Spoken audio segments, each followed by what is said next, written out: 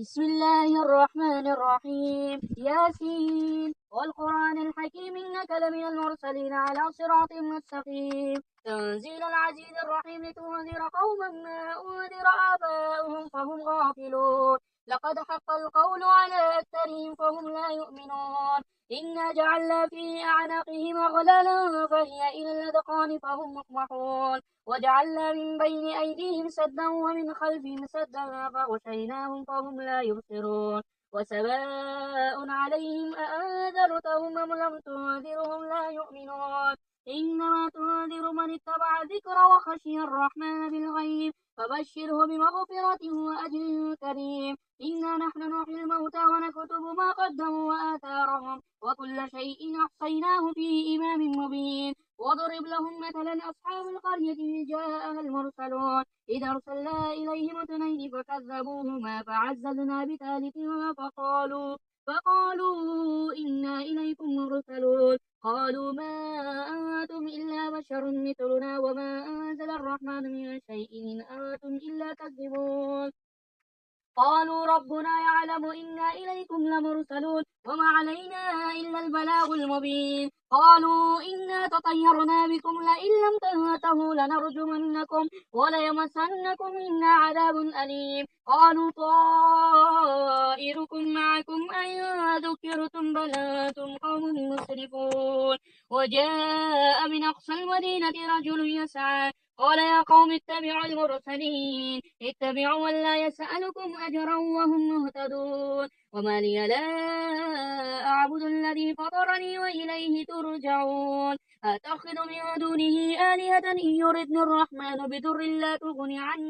عني شفاعة شيئا ولا ينقذون إني إذا لفي ضلال مبين إني آمنت بربكم واسمعون قيل ادخل الجنة قال يا ليت قومي يعلمون بما غفر لي ربي وجعلني من المكرمين وما أنزلنا على قومه من بعده من جود من السماء وما كنا منزلين إن كانت إلا صيحة واحدة فإذا هم خامدون يا حسرة على العباد ما يأتيهم من رسول إلا كانوا به يستهزئون ألم يروا كم أهلكنا قبلهم من القرون أنهم إليهم لا يرجعون وإن كل لما جميع لدينا محضرون وآية لهم الأرض الميتة أحييناها وأخرجنا منها حبا فمنه يأكلون وجعلنا فيها جنات من نخيل وأعناب وفجرنا فيها من العيون ليأكلوا من ثمره وما عملته أيديهم فلا يشكرون سبحان الذي خلق الأزواج كلها مما تنبت الأرض ومن أنفسهم ومما لا يعلمون وآية لهم الليل نسلخ منه النهار فإذا هم مظلمون والشمس تجري لمستقر لها ذلك تقدير العزيز العليم والقمر قدرناه منازل حتى عاد كالعرجون القديم لا الشمس ينبغي لها أن تدرك القمر ولا الليل سابق النهار وكل في فلك يسبحون وآية لهم أنا حملنا ذريتهم في الفلك المشحون وخلقنا لهم من مثله ما يركبون وإن نشأ نغرقهم فلا صريخ لهم ولا هم ينقذون إلا رحمة منا ومتاعا إلى حين وإذا قيل لهم اتقوا ما بين أيديكم وما خلفكم لعلكم ترحمون وما تأتهم من آية من آيات ربهم إلا كانوا عنها معرضين وإذا قيل لهم أنفقوا مما رزقكم الله قال الذين كفروا للذين آمنوا أنطعم من لم يشاء الله أطعمه إن أنتم إلا في ضلال مبين ويقولون متى هذا الوعد إن كنتم صادقين ما ينظرون إلا صيحة واحدة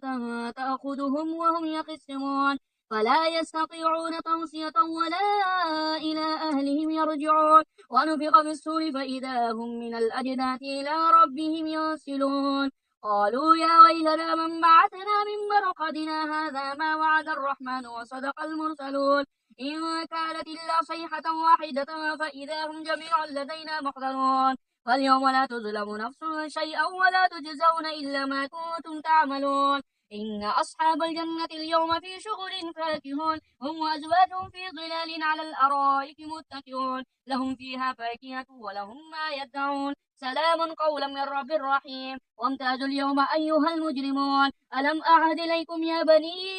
بني آدم ألا تعبدوا الشيطان إنه لكم عدو مبين وأن اعبدوني هذا صراط مستقيم ولقد أضل منكم جبلا كثيرا أفلم تكونوا تعقلون هذه جهنم التي كنتم توعدون اصلوها اليوم بما كنتم تكفرون اليوم نختم على أفواههم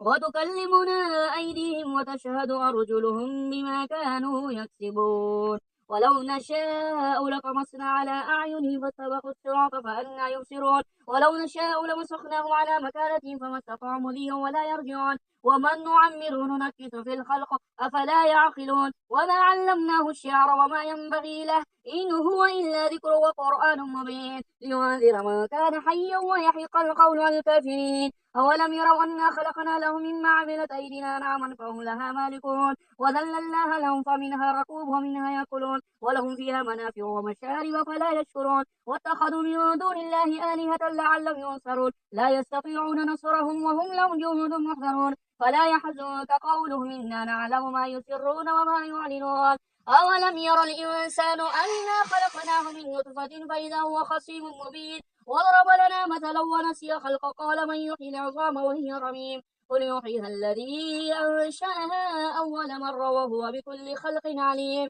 الذي جعل لكم من الشجر الأخضر نارا فإذا أنتم منه توقدون أوليس الذي خلق السماوات والأرض بقادر على أن يخلق مثلهم بلى وهو الخلاق العليم إنما أمره إذا أراد شيئا أن يقول له كن فيكون فسبحان الذي بيده ملكوت كل شيء وإليه ترجعون